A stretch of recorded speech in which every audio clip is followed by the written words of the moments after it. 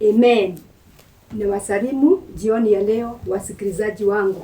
Karibuni jioni ya leo tunapoendelea na neno la Raising True Banner of Salvation, na najua kwamba tutabarikiwa.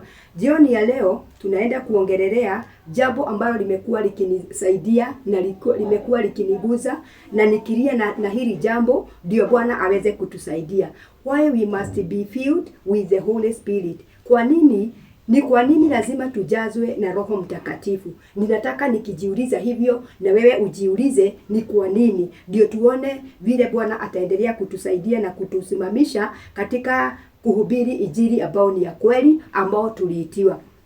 Jambo la kwanza ni kwa sababu ilikuwa ni command ambao Yesu alicommand na akasema ya kwamba lazima mitume wangejazwa na nguvu za Roho Mtakatifu ndio waweze kuwa na nguvu ya kuweza kuhubiri neno la Bwana. Na jambo moja ambalo niliangalia na nikaona ni wakati wanafunzi walijazwa na nguvu za Roho Mtakatifu, walipata kuwa na boldness, ule ujasiri wa kunena neno la Bwana kama vile ilikuwa mapenzi ya Bwana. Kwa hivyo tunaona hapa kama hawangejazwa na nguvu za Roho Mtakatifu, hawangekuwa na huu ujasiri wa kunena neno la Bwana kama ilivyokuwa mapenzi ya Bwana. Na tutaona maandiko katika kitabu cha Luke 24 verse 49 na ninajua kwamba tutabarikiwa, ndio tuendelee kusikia hapo. Na kuna mambo matatu ambayo tutaongelelea hayo kuhusu kwa nini tujazwe na nguvu za Roho Mtakatifu, lakini siku ya leo tutaongelelea habari ya boldness.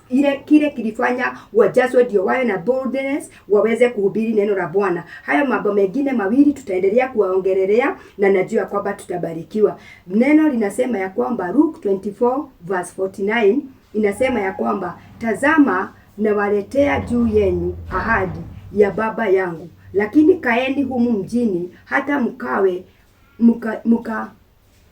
mkavikwe uwezo kutoka juu. Akawaambia ya kwamba wanafunzi wake, huu wakati ni wakati Yesu alipokuwa anajiandaa na aondoke akapae aende mji wa mbinguni. Akaambia wanafunzi wake ya kwamba wakiwa wakitembea, akawaambia natazama nawaletea juu yenu ahadi ya Baba yangu, lakini kaeni humu mjini hata mkavikwe uwezo uwezo utokao juu, yani uwezo utakao juu. Akawaambia ya kwamba kwa sababu mimi ninaondoka na ninaenda niwawache, na sasa nimewatayarisha. Mimi ni kile ningemuomba ni ya kwamba kwa sababu hii ilikuwa ni ahadi ya kwamba Mungu atawapatia msaidizi ama Roho Mtakatifu akaweze kuwasaidia. Mtakaa hapa na msitoke Yerusalemu, nyinyi mkae huku tu mjini mkigojea msaada wa Roho Mtakatifu, ili akija atawasaidia kuweza kuhubiri neno langu, kwa sababu Yesu alijua ya kwamba akipaa kwenda mji wa mbinguni na hawa watu hawataweza kuingia kuhubiri neno la Bwana pasipo kuwa na nguvu za Roho Mtakatifu. Na kwa hivyo akawahimiza, juu mimi ninaondoka ninaenda kwa Baba na nyinyi ndio muachwe, na nimewafundisha, kaeni sasa na msitoke hapa mjini mpaka msaidizi Roho Mtakatifu atakapokuja juu yenu ndio muweze kuhubiri hili neno la Bwana. Na jambo moja ningetaka hapa tujiulize, ujasiri ni nini? Huu ujasiri ambao wakati Roho Mtakatifu ulikuja, wakajawa na ujasiri, wakajawa na nguvu za Bwana, wakaweza kuhubiri na mambo makuu yakatendeka. Tukiangalia hapa tunaona ya kwamba ujasiri ni ushujaa wa kiroho. Yani walipata usujaa wa kiroho wakati Roho Mtakatifu alikuja juu yao, wakawa na ule ujasiri wa kiroho na uaminifu wa kuweza kusema neno la Bwana. Wakati walikaa kule, ukisoma katika hapo Luke 24 verse 49 kuendelea mpaka kumaliza, utasikia ati walikesha wakiomba, walikaa kule wakipraise the word of God, wakipraise the name of the Lord, wakifellowship together, wakitukuza neno la Bwana, wakiomba pamoja, na wakikula pamoja. Naye wakati Roho Mtakatifu alishuka, walikuwa na dhati, wakajawa na ule ujasiri, wakaweza kuwa na nguvu za kuhubiri neno la Bwana.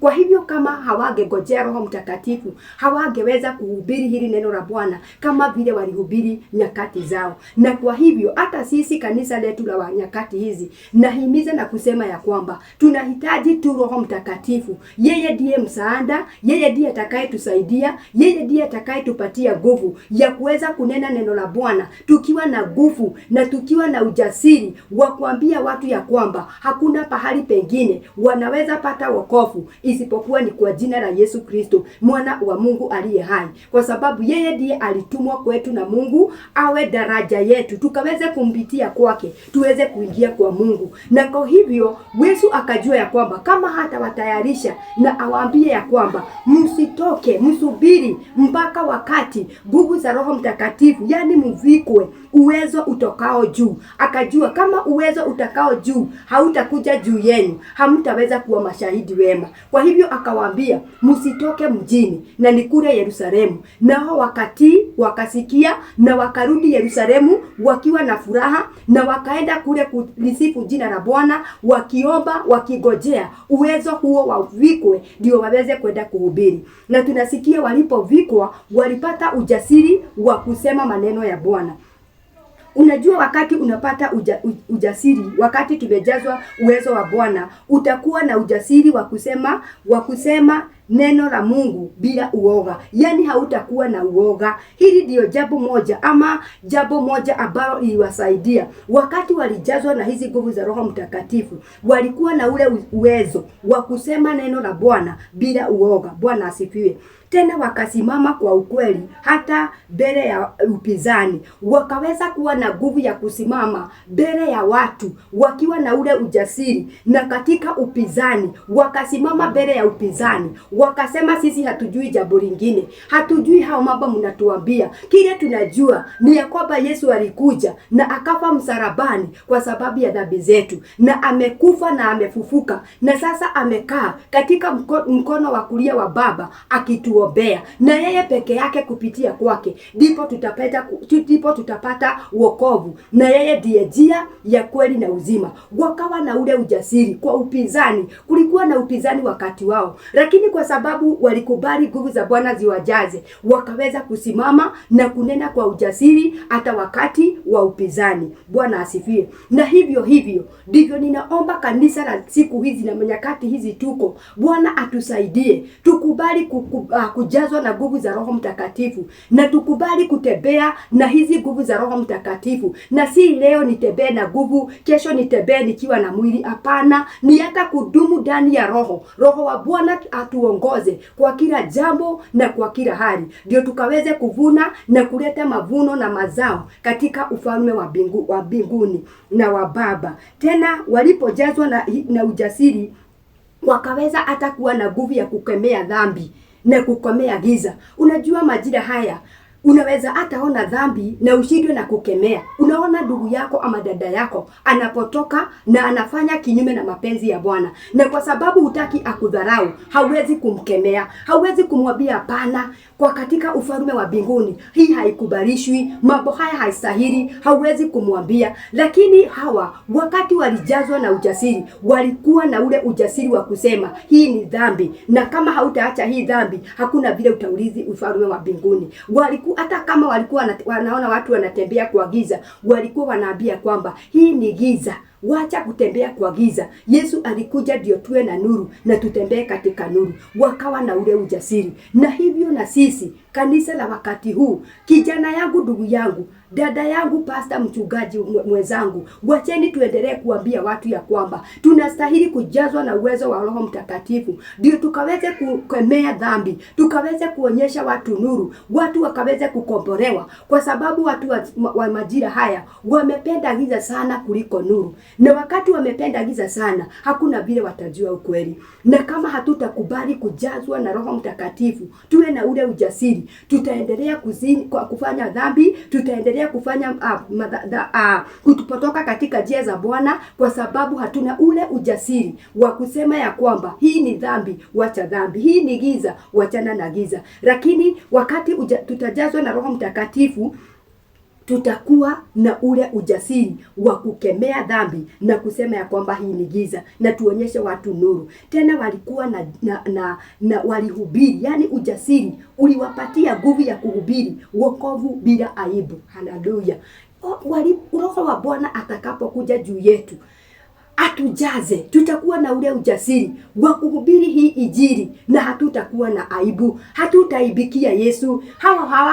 Hawakuaibikia Yesu ama hawakuaibikia hii injili. Waliendelea kupasua injili, waliendelea kuingia na kusema hakuna pahali tutapata wokovu isipokuwa ni kwa Yesu, na wakabeba injili na wakanena injili, wakahubiri neno la Bwana kama ilivyokuwa. Ni kwa nini waliweza kunena hii wakiwa injili, kunena neno la Bwana wakiwa na ujasiri? Ni kwa sababu walikubali Roho wa Bwana awe pamoja nao na wajazwe hizi nguvu ambazo zilitoka juu. Kwa hivyo bila hizi nguvu hatutaweza kuhubiri neno la Bwana na ukweli. Kutakuwa na kule kuficha kwa mambo, kutakuwa na kucompromise ndio watu watupende, tutakuwa tukidanganya ndio watu wakuje kwetu, ndio watu watuwe na ule na mapendeleo na watu. Lakini hawakuwa na mapendeleo. Walipojazwa na Roho Mtakatifu walisimama wakanena neno la Bwana na hawakuwa na aibu. Kwa nini tuaibikie injili ya Yesu? Na ndio tuliitiwa, na ndio tunataka tuendelee kuibeba na kuinena na ujasiri na kuambia watu ya kwamba Yesu anawapenda katika jina la Yesu Kristo.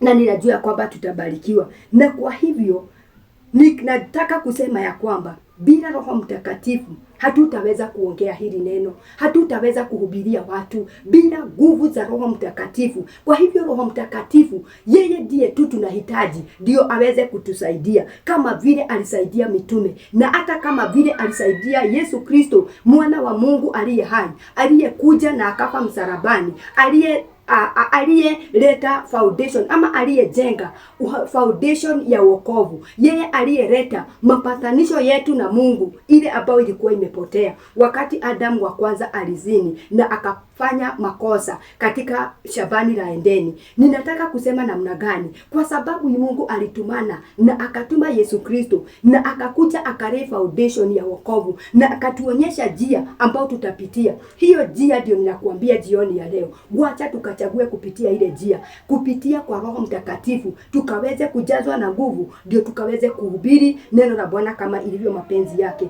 Na hapa tunaona ya kwamba bila Roho Mtakatifu hatutakuwa na ule uwezo wa kunena. Tutakuwa na uoga, tutanyamaza au tutaona aibu na tutaaibikia injili. Hatutaweza kuhubiri injili tu kwa sababu jambo la kwanza tutakuwa na uoga. Nitahubiri niseme Bwana asifiwe, ndugu yangu anidharau. Nitasema Bwana asifiwe, rafiki yangu anikatae na anitoroke. Lakini wacha anitoroke, lakini niseme Yesu anaokoa. Nakumbuka wakati nilipokuwa nimeokoka, wale ambao tulikuwa tunatembea nao nikiwa msichana, wakati niliwaambia kwamba nimeokoka, walinidharau na wakaniacha. Wengine wakanipatia siku, wengine wakanipatia wiki, wengine wakanipatia miezi, wengine miaka. Lakini nashukuru jina la Bwana kwa sababu aliyeniokoa yeye ni nguvu yeye ni mwenye nguvu na uwezo. Aliniwezesha, akanisimamisha, na saa hii ninahubiri injili ya kweli kwa sababu amekuwa pamoja na mimi. Na ndiposa ninasema ya kwamba Roho wa Bwana ndiye atakayetusaidia. Na kwa hivyo tukikataa kujazwa na Roho Mtakatifu, tutakuwa na uoga wa kunena neno la Bwana, tutakinyamaza kimya, hatutakiri hatutatoa hata ushuhuda mbele ya watu, hatutawaambia ya kwamba Yesu anawapenda. Hapana, tutanyamaza tu. Tutakuwa na ile kuaibikia injili tusipojazwa na Roho Mtakatifu. Bwana asifiwe. Tena tunahubiri tutakapokosa kujazwa na nguvu za Roho Mtakatifu, tutahubiri bila nguvu au kuomba bila moto. tutahubiri hii injili bila nguvu, na kama tutahubiri bila nguvu, hakuna vile hii injili italeta mabadiliko. Hakuna vile tutaweza kuomba na tupenye. Hakuna vile maombi yetu itakuwa na moto, ule moto wa kuchoma, ule moto wa kubadilisha, ule moto wa kuondoa kila hila na kila mipango yote ya shetani. Hatutakuwa nayo. Lakini wakati Roho Mtakatifu atatujaza, tutakuwa na ujasiri. Tutakaposimama, tutahubiri bila uoga. Tutaomba mambo makuu na manene yatendeke katika jina la Yesu Kristo. Tena tunaona ya kwamba tutakapokosa kujazwa na Roho Mtakatifu, tutaogopa maneno ya watu, mateso au kukataliwa. Yaani tutaogopa vile watu wanasema juu yetu. Tutakuwa tukisema sitahubiri kwa sababu nikihubiri watakuwa wakinisema hivi na hivi. Fulani wataninena vibaya. Lakini hawa hawakuaibika, walinenwa vibaya, wakatukanwa, wakakataliwa, wakadharauliwa, lakini wakasimama na nguvu za Yesu kwa sababu walikuwa wamejazwa na nguvu za Roho Mtakatifu. Wakahubiri neno la Bwana na mambo makubwa yakatendeka. Wagonjwa wakapokea uponyaji, wenye dhambi wakaokolewa. Tunasikia hata wakati Petro alijazwa na nguvu, alisimama, watu 3,000 wakampokea Bwana. Walimpokea kwa sababu ya nini? Kwa sababu alipata ujasiri na Bwana akawa pamoja na yeye.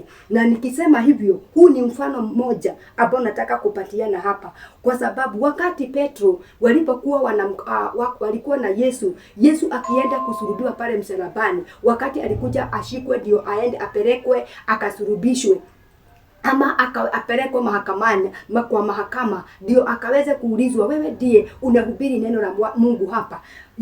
Petro tunaona ya kwamba alimkana Yesu mara 3. Akasema yeye hamjui. Kwa sababu nini? Wakati ule hakuwa amejazwa na Roho Mtakatifu, na kwa hivyo alikuwa amejawa na uoga. Na kwa hivyo akasema, huyu mtu kwa sababu ameshikwa, hata mimi sitaki kushikwa. Hata kama tulikuwa tunatembea pamoja na yeye na tunaona vile alikuwa anafanya mambo manene na makubwa yanatendeka, mimi sitasema ninamjua. Ni kwa sababu alijawa na uoga. Akasema hapana, simjui. Na hivyo ndivyo ilikuwa. Lakini wakati Roho Mtakatifu alikuja wakati wa Pentekoste, akajazwa na nguvu, huyu Petro ndio tunaona tu alisimama na ujasiri, akahubiri, watu 3,000 wakakuja kwa Yesu. Kwa nini? Kwa sababu ya nguvu za Roho Mtakatifu. Kwa hivyo bila nguvu za Roho Mtakatifu hatutaweza kuhubiri hili neno, hatutaweza kusimama na kuambia watu ya kwamba Yesu anawapenda, kwa sababu hatutakuwa na uwezo wa kutuwezesha. Kwa hivyo hapa tunaona ya kwamba bila Roho Mtakatifu hatutaweza kufikia watu, hatutaweza kufikia wale ambao wamepotea, hatutaweza kusimama tuhubiri injili ya kweli, hatutaweza hata kuomba, hatutaweza kuwa na ule moto wa injili. Kwa hivyo tunahitaji nini? Tunahitaji tulilie Bwana atusaidie kama kanisa la kale. Tumwambie Bwana, tunahitaji Roho Mtakatifu akaweze kutusaidia, ndio tukaweze kuleta mabadiliko katika majira yetu. Nitafikisha hapo, na najua kwamba tutabarikiwa, na najua kwamba Bwana atakuwa pamoja na sisi. Tumwambie Bwana, huu ni wakati wa kulilia Bwana na kumwambia, kama vile Roho Mtakatifu alikuja wakati wa mitume, wakapokea nguvu na uwezo wa kuweza kuhubiri Yerusalemu, Judea, Samaria na duniani kote. Tunahitaji hizi nguvu ndio tuweze kuhubiri katika jina la Yesu Kristo. Na najua kwamba hizi nguvu zitakuja kuleta mabadiliko, zitakuja kuleta mabadiliko katika jina la Yesu Kristo. Nitafikisha hapo na nikwambie Bwana akubariki. Tutakapoendelea, najua kwamba Bwana ataendelea kutusaidia, na kuna pahali Mungu anatuigiza tukaweze kuinua the true banner of salvation, yani tuhubiri injili ambayo ni ya kweli, injili ambayo italeta mabadiliko, injili ambao haijajanganywa na mambo mengine, ambao watu watasikia na wawe na that conviction ya kwamba hao ni wenye dhambi na wakaweze kukiri dhambi zao katika jina la Yesu. Nilisema siku hiyo ingine, ukisikia huu ujumbe ni vizuri ushare, usubscribe na ucomment, na utabarikiwa katika jina la Yesu. Barikiwa.